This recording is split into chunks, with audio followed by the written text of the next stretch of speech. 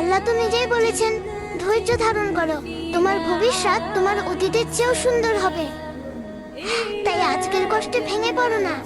হয়তো এই সময়টাই তোমাকে শক্ত বানাচ্ছে, তোমাকে এমন কিছু দিচ্ছে যা তুমি এখনো বুঝতে পারছো না। যা হারিয়েছো তা নিয়ে আফসোস করো না, কারণ আল্লাহ কখনো কিছু নেন না তার চেয়েও উত্তম কিছু দেওয়ার আগে। কখনো কখনো দেরি মানেই না পাওয়া নয়, বরং দেরি মানে সবচেয়ে সুন্দর সময়ে সবচেয়ে ভালোটা পাওয়া। তাই ধৈর্য ধরো, দোয়া করে যাও, বিশ্বাস রাখো, একদিন সব ঠিক হয়ে যাবে।